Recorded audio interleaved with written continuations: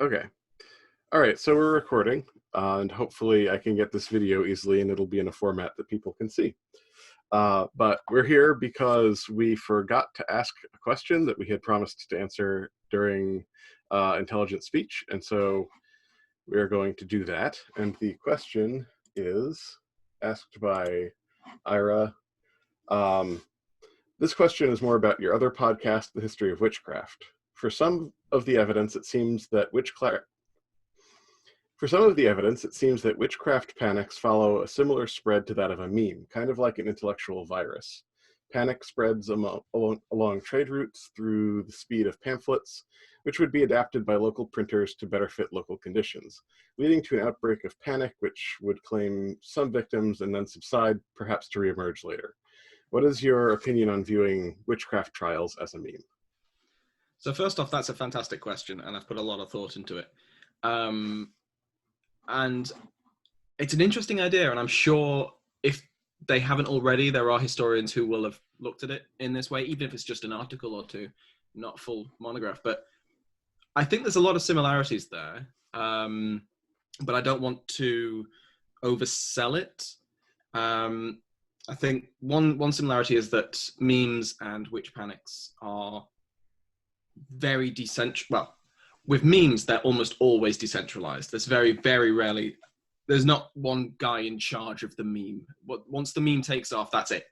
And in the same way, witch panics, in a lot of cases, one of the clearest factors is that local authority is not there. It's not able to take charge of the situation and things get out of hand. Not always, and in many cases, the authorities are the one leading the charge, but quite a few times, it's the other way around. The authorities are being dragged along, often unwillingly.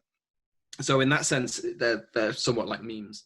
In another way, both are self-propelling in a way. Once a meme becomes popular enough, it'll just go on until it burns itself out. And that usually, whenever a corporation uses it for an advertising campaign, that usually is when it's done. But with witch panics, it's the same kind of thing. And this is what Ira's question kind of touches on.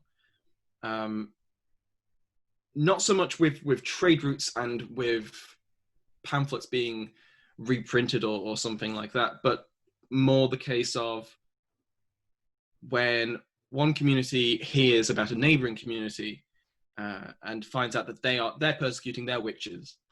That might be the push community A needs to persecute their own witches. And that'll be based on long-standing reputations. Someone's got a reputation 20 years ago.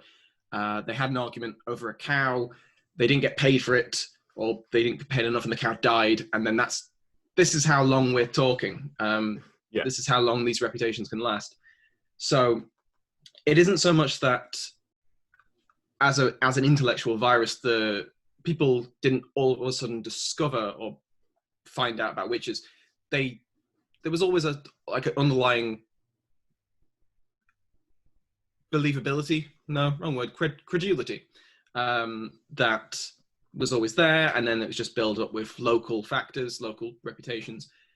And then I could see the witch panic as a meme having an effect, being the spark.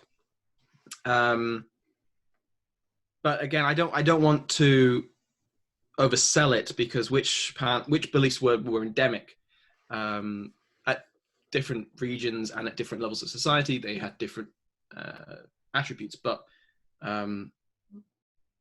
I mean, perhaps you could possibly make the case for the Malleus Maleficarum being like a meme, because a lot of the ideas that Kramer and I've forgotten the other guy's name, but it's fine because everyone else does.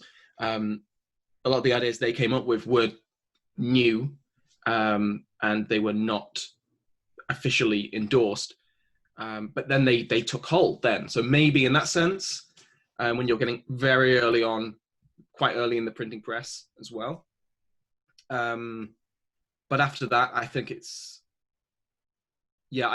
at that point, it's just a reminder, or like just an instigator for pre-existing witch beliefs to go, oh, that's why we haven't had a good harvest this year. Village down the road, they've found a witch. I know that she's probably a witch, and that might be where the meme factor comes in. But I wouldn't want to overstep that too much.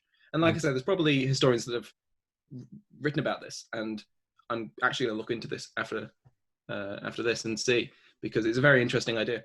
Cool. All right, great. I'm going to stop the recording and see if it worked. Cool.